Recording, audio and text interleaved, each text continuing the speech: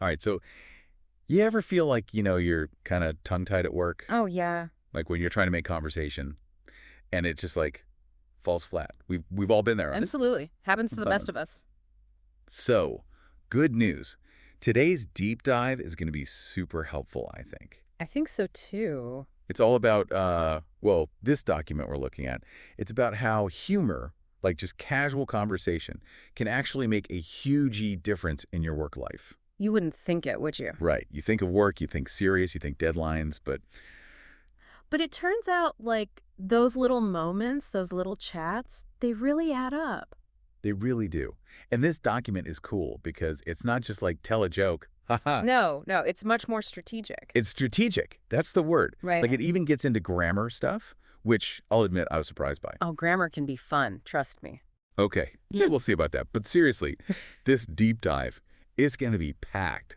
First off, we're going to tackle, like, what's the whole point of humor at work?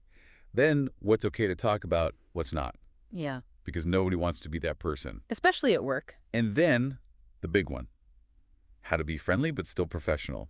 Like, where's the line? It's the million-dollar question, isn't it? It is. So let's jump in. Why even bother with humor at work? Isn't it all about, heads down, get stuff done? Well, you'd think so, but honestly, studies have shown, and this is pretty cool, that teams that laugh together, they actually work better together. Really? Yeah, like it's wild. It's like humor's the oil in the machine, right? It helps everyone relax, it reduces stress, and here's the big one. It helps people connect. As humans, you mean? Exactly. Not just as coworkers, but as like people. And that makes a difference. Okay, that makes a lot of sense. So it's not about being a comedian. No stand-up routine needed. It's about creating, like, a good vibe. Okay, so moving on. Let's talk about small talk. Oh, small talk, everyone's favorite, right? Yeah, it gets a bad rap. But I think this document makes a really good point about it. Oh, yeah. Like, it's not pointless. It's like the bridge to better conversations. Exactly. It's the warm-up act, not the main event. The warm-up act. I love that. So how do we do small talk right then? Well, here's where that grammar stuff comes in, and this is something the document emphasizes. Okay, hit me with it. Present, continuous, tense. Uh-oh. Grammar flashback. But don't worry, it's not a pop quiz. It's actually really simple and powerful. For example, instead of asking someone, what do you do, which can feel a bit, like an interrogation. Yeah, job interview vibes. Exactly. Yeah. You could ask, working on anything exciting these days. Oh. See the difference. Yeah, it's way less formal. It's less about their JOB title, more about what they're actually doing, what they're passionate about right now. It's more engaging, too. Like, you're inviting them to share something they're into. Exactly. Okay, I'm liking this already. So the present continuous tense. What other examples are there? Well, think about when you walk into the break room and see someone refilling their coffee mug. Instead of just saying, hey, how are you? You could try enjoying that coffee. Oh, I like that. Right. Or maybe looking forward to the weekend. These small tweaks make the conversation more specific, more personal. And less robotic. Exactly. Okay, this is great. I'm like actually excited to try this out. So, are there any other phrases the document recommends besides, working on anything exciting? Oh, absolutely. One that I really like is that reminds me of. Ooh, that's a good one. I use that all the time. It's so versatile. It's a natural way to like weave in your own experiences. And make a connection. Yeah. Without getting too personal, too. Right. Like, let's say someone's talking about a challenging project. You could say, that reminds me of this time I was working on brief, relevant anecdote. It was a nightmare. And suddenly, bam, Yeah. you've bonded over shared struggles. Exactly. It builds rapport and shows you're listening, you're relating. This is awesome. Okay, so let's put this all together. Imagine I'm like at the office. I run into a colleague at the coffee machine. How would I use all this stuff we've talked about? All right, show me what you've got. Okay.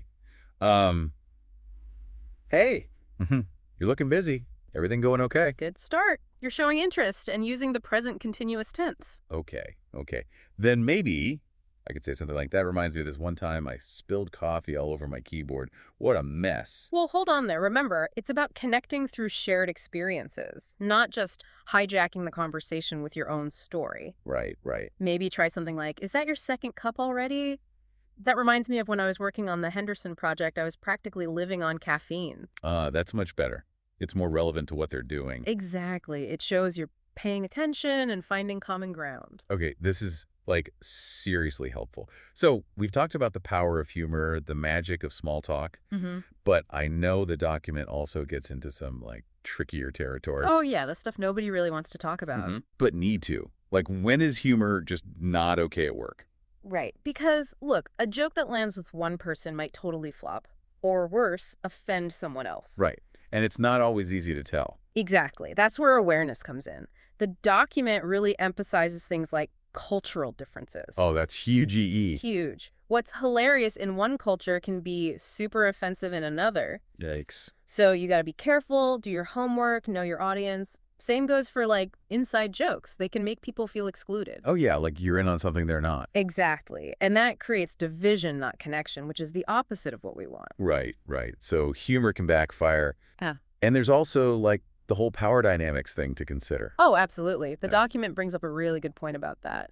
A joke between colleagues might be fine, but coming from a boss, totally different story. Oh, yeah. Like, it can feel pressured. Exactly. Or even worse, like harassment. So if you're in a position of power, gotta be extra careful. Okay, so basically, think before you joke. Think before you joke, know your audience, and when in doubt, err on the side of caution. Solid advice. So to, like, wrap this whole deep dive up, it's not about being the office clown. It's about being smart with humor. Absolutely. It's about using humor and casual conversation strategically, like we've been saying, to build those good vibes, those strong connections. A kind that make work, less worky. Exactly. More enjoyable, more productive, more human. And that's a win for everyone. Now, here's something to chew on. This document, it's all about face-to-face interaction, right? But what about now? Like, so much of work is remote, it's online. How does all this translate to the digital world? Ooh, that's a good question. Yeah. Something to think about, isn't it? Like, how do you build that rapport through a screen? Definitely something to ponder. All right. Well, that's our deep dive for today. Hope you found it helpful and maybe even a little bit funny. Always aim for a little laughter. Until next time. See you then.